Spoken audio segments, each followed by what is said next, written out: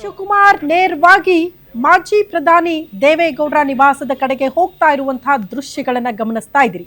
ಕೆಲವೇ ಕ್ಷಣಗಳಲ್ಲಿ ದೇವೇಗೌಡರ ನಿವಾಸದಲ್ಲಿ ಅವ್ರನ್ನ ಭೇಟಿಯಾಗಿ ಆಶೀರ್ವಾದ ಪಡೆದುಕೊಳ್ಳೋದಕ್ಕೆ ಅಂತ ನೇರವಾಗಿ ಡಿಕೆ ಶಿವಕುಮಾರ್ ಹೊರಟಿರುವ ದೃಶ್ಯಗಳನ್ನ ಗ್ಯಾರಂಟಿ ನ್ಯೂಸ್ ತೋರಿಸ್ತಾ ಇದೆ. ಆಲ್ರೆಡಿ ತಲುಪಿದ್ದಾರಂತೆ. ಈಗ ಸಿಗ್ತಾ ಇರುವಂತಹ ಮಾಹಿತಿ ಎಕ್ಸಾಕ್ಟ್ಲಿ ತಲುಪಿದ್ದಾರೆ ದೇವೇಗೌಡರ ನಿವಾಸವನ್ನ ಡಿಕೆ ಶಿವಕುಮಾರ್. ಮಾಜಿ ಪ್ರಧಾನಿ ಹಿರಿಯ ರಾಜಕಾರಣಿ ಹಿರಿಯ ಮುಖ್ಯಮಂತ್ರಿ ಅವರ ಆಶೀರ್ವಾದ ಪಡೆದುಕೊಳ್ಳೋದಕ್ಕೆ ಅವರ ಮನೆಗೆ ಹೋಗಿರುವ ನೇರ ದೃಶ್ಯಗಳನ್ನ ಗ್ಯಾರಂಟಿ ನ್ಯೂಸ್ ತೋರಿಸ್ತಾ ಇದೆ. ಯಡಿಯೂರಪ್ಪನವರ ಆಶೀರ್ವಾದ ಪಡೆದುಕೊಂಡು ನೇರವಾಗಿ ದೇವೇಗೌಡರ ನಿವಾಸದ ಕಡೆಗೆ. ಪಕ್ಷ ಯಾವುದೇ ಇರಬಹುದು, ರಾಜ್ಯಕ್ಕೆ ಅವರು ಕೊಟ್ಟಿರುವಂತಹ ಕೊಡುಗೆ ಅಪಾರ. ಅದನ್ನ ನೆನಪಿಟ್ಕೊಂಡು ಅವರ ಆಶೀರ್ವಾದ ಪಡೆದುಕೊಳ್ಳೋದಕ್ಕೆ ಡಿಕೆ ಶಿವಕುಮಾರ್ ಹೊರಟಿದ್ದಾರೆ. ಅವರ ನಿವಾಸದ ಒಳಗಡೆ ಎಂಟ್ರಿ ಆಗ್ತಾ ಇರುವಂತಹ ನೇರ ದೃಶ್ಯಗಳನ್ನ ಗಮನಿಸ್ತಾ ಇದ್ದೀವಿ. ಎಕ್ಸಾಕ್ಟ್ಲಿ ದೇವೇಗೌಡರ ನಿವಾಸದ ಒಳಗಡೆ ಪ್ರವೇಶ ಮಾಡಿದ್ರು ಡಿಕೆ ಶಿವಕುಮಾರ್.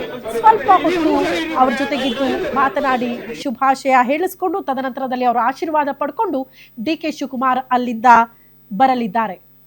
ಮಾಜಿ ಪ್ರಧಾನಿ ಎಚ್.ಡಿ. ದೇವೇಗೌಡರು ಎನಿವೇ ಒಂದು ಕಾಲದಲ್ಲಿ ಮೈತ್ರಿಯಾಗಿ ಸರ್ಕಾರ ನಡೆಸಿದವರು, ಒಂದು ಪ್ರಾದೇಶಿಕ ಪಕ್ಷ ಜೊತೆಗೆ ನಿಂತಹ ಪಕ್ಷ. ಬಟ್ ಯಾವಾಗ ಮೈತ್ರಿ ಮುರಿದು ಬಿತ್ತೋ ಆಗಿನಿಂದ ಎಷ್ಟರ ಮಟ್ಟಿಗೆ ವೈಯಕ್ತಿಕ ದಾಳಿಗಳು ಕುಮಾರಸ್ವಾಮಿ ಮತ್ತು ಡಿ ಕೆ ಶಿವಕುಮಾರ್ ಅವರ ಮಧ್ಯೆ ಆಯಿತು ಲೆಕ್ಕ ಇಲ್ಲ. ವೈಯಕ್ತಿಕ ದಾಳಿ, ಏಕವಚನದ ದಾಳಿ ಇದೆಲ್ಲವೂ ಕೂಡ ಆಗೋಗಿದೆ. ಬಟ್ ಇದೆಲ್ಲವೂ ಕೂಡ ರಾಜಕೀಯ ಪಕ್ಕಕ್ಕಿಟ್ಟು ನಾವು ನೋಡಿದ್ರೆ ಒಳ್ಳೆಯ ಕೆಲಸ. ನೂತನ ಮುಖ್ಯಮಂತ್ರಿಯಾಗಿ ಅಧಿಕಾರ ಸ್ವೀಕಾರ ಮಾಡ್ತಿದ್ದಾರೆ. ಈ ಹೊತ್ತಲ್ಲಿ ಪಕ್ಷ ಭೇದ ಮರೆತು ರಾಜ್ಯಕ್ಕೆ ಅವ್ರು ಮಾಡಿರುವಂತಹ ಕೆಲಸ, ಕೊಟ್ಟಿರುವಂತಹ ಕೊಡುಗೆ ಇದೆಲ್ಲವನ್ನ ಸ್ಮರಿಸ್ತಾ ಅವರ ಆಶೀರ್ವಾದವನ್ನ ಪಡೆದುಕೊಳ್ಳೋದು ಬಹಳ ಮುಖ್ಯ ಅಂತ ಅರಿತಂತಹ ಡಿ ಕೆ ಶಿವಕುಮಾರ್ ನೇರವಾಗಿ ಯಡಿಯೂರಪ್ಪನವರ ಆಶೀರ್ವಾದ ಪಡೆದುಕೊಂಡ್ರು. ಅದಾದ ಬಳಿಕ ನೇರವಾಗಿ ಮಾಜಿ ಪ್ರಧಾನಿ ಎಚ್.ಡಿ. ದೇವೇಗೌಡರ ನಿವಾಸಕ್ಕೆ ಹೋಗಿದ್ದಾರೆ. ಅವರ ಆಶೀರ್ವಾದ ಪಡೆದುಕೊಂಡು ಬರೋದಕ್ಕೆ ಅವರ ನಿವಾಸಕ್ಕೆ ಭೇಟಿ ಕೊಟ್ಟಿರುವ ನೇರ ದೃಶ್ಯಗಳನ್ನ ಈಗ ಗಮನಿಸ್ತಾ ಇದ್ದೀರಿ. ಇದೆಲ್ಲವೂ ಕೂಡ ಪ್ರಮಾಣ ವಚನ ಸ್ವೀಕಾರಕ್ಕೂ ಮುನ್ನ ಆಗ್ತಾ ಇರುವಂತಹ ಬೆಳವಣಿಗೆಗಳು. ಮೊದಲು ಅಜ್ಜಯ್ಯ ಅವರ ಆಶೀರ್ವಾದ ಪಡೆದುಕೊಂಡಿದ್ರು. ತದನಂತರದಲ್ಲಿ ರಾಜ್ಯಕ್ಕೆ ಕೊಟ್ಟಿರುವ ಕೊಡುಗೆಗಳು, ಅಂತಹ ರಾಜಕಾರಣಿಗಳ ಆಶೀರ್ವಾದ ಪಡೆದುಕೊಳ್ಳೋದಕ್ಕೆ ಡಿ ಕೆ ಶಿವಕುಮಾರ್ ಮುಂದಾಗಿರೋದು ಬಹಳ ವಿಶೇಷ, ಗಮನಾರ್ಹ ದೃಶ್ಯ ನೋಡ್ತಾ ಇದ್ದೀರಿ. ಸೊ ಇದು ದೇವೇಗೌಡರ ನಿವಾಸದ ಒಳಗಡೆ ಹೋಗ್ತಾ ಇರುವಂತಹ ದೃಶ್ಯ. ಬಹುತೇಕರು ಕುತೂಹಲದಿಂದ ಎದುರು ನೋಡ್ತಾ ಇರೋದು, ಓಕೆ ಕುಮಾರಸ್ವಾಮಿ ಅವ್ರನ್ನ ಭೇಟಿ ಆಗ್ತಾರಾ ಅಂತ.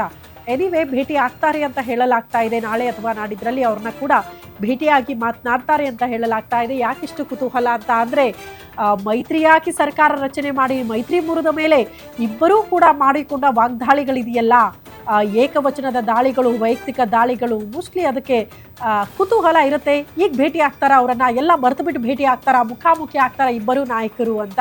ಆಬ್ವಿಯಸ್ಲಿ ಆಗ್ತಾರೆ ಅಂತ ನಾಳೆ ಅಥವಾ ನಾಡಿದ್ರಲ್ಲಿ. ಬಟ್ ಅದಕ್ಕೂ ಮುಂಚೆ ಅವರ ತಂದೆ ದೇವೇಗೌಡರ ಆಶೀರ್ವಾದವನ್ನು ಪಡೆದುಕೊಳ್ಳೋದಕ್ಕೆ ಡಿ ಕೆ ಶಿವಕುಮಾರ್ ಅವರು ನಿವಾಸದ ಒಳಗಡೆ ಹೋಗಿರುವ ದೃಶ್ಯವನ್ನ ನೋಡ್ತಾ ಇದ್ದೀರಿ.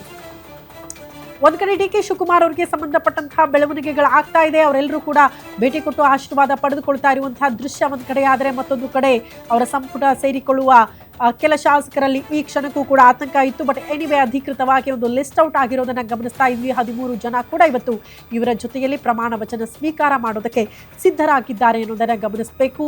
ಅದೇ ರೀತಿ ಮತ್ತೊಂದು ವಿಚಾರ ಮತ್ತೆ ಹೇಳಬೇಕು. ಮೊದಲ ಹಂತದಲ್ಲಿ ಯಾಕೆ ಮಹಿಳೆಯರಿಗೆ ಅವಕಾಶ ಸಿಗಲಿಲ್ಲ ಅನ್ನೋದು ಸದ್ಯ ಇರುವಂತಹ ಕುತೂಹಲ. ಕಾಂಗ್ರೆಸ್ ಪಾರ್ಟಿ ನಾರಿ ಶಕ್ತಿ ಅದೆಲ್ಲ ಮಾತಾಡೋರು, ಮಹಿಳೆಯರಿಗೆ ಅತಿ ಹೆಚ್ಚಿನ ಆದ್ಯತೆ ಕೊಟ್ಟವರು. ನಿಮಗೆ ನೆನಪಿರಲಿ, ವಿಧಾನಸಭೆಯ ಚುನಾವಣಾ ಸಂದರ್ಭದಲ್ಲಿ ಅತಿ ಹೆಚ್ಚಿನ ಮಹಿಳೆಯರಿಗೆ ಟಿಕೆಟ್ ಕೊಟ್ಟಂತಹ ಪಕ್ಷ ಅಂತ ಕೂಡ ಕಾಂಗ್ರೆಸ್ ಅನ್ನ ಹೇಳ್ತೀವಿ ನಾವು. ಮೀಸಲಾತಿ ವಿಚಾರಕ್ಕೆ ಸಂಬಂಧಪಟ್ಟಂತೆ ಕೂಡ ಧ್ವನಿ ಎತ್ತಿದ್ದೀವಿ ನಾವು, ನಾವೇ ಅದಕ್ಕೆ ಕಾರಣ ಅಂತೆಲ್ಲ ಮಾತನಾಡುವಂತಹ ಕಾಂಗ್ರೆಸ್ ನಾಯಕರು ಯಾಕೆ ಮೊದಲ ಹಂತದಲ್ಲಿ ಮಹಿಳೆಯರಿಗೆ ಅವಕಾಶ ಕೊಡಲಿಲ್ಲ ಅನ್ನೋದ್ರ ಬಗ್ಗೆ ಒಂದು ಕ್ಲಾರಿಟಿ ಬೇಕು ಅಂತ ಅನ್ಸುತ್ತೆ. ಪಾಪ ಕಾದು ಕೂತಿದ್ರು ಲಕ್ಷ್ಮೀ ಹೆಬ್ಬಾಳ್ಕರ್, ರೂಪಾ ಶಶಿಧರ್, ನಯನಾ ಮೋಟಮ್ಮ ಅವರು ಕೂಡ ಆಕಾಂಕ್ಷಿ. ಬಟ್ ಯಾಕೋ ಅವಕಾಶ ಸಿಗಲಿಲ್ಲ ಅನ್ನೋದನ್ನ ನಾವು ಗಮನಿಸ್ತಾ ಇದ್ದೀವಿ.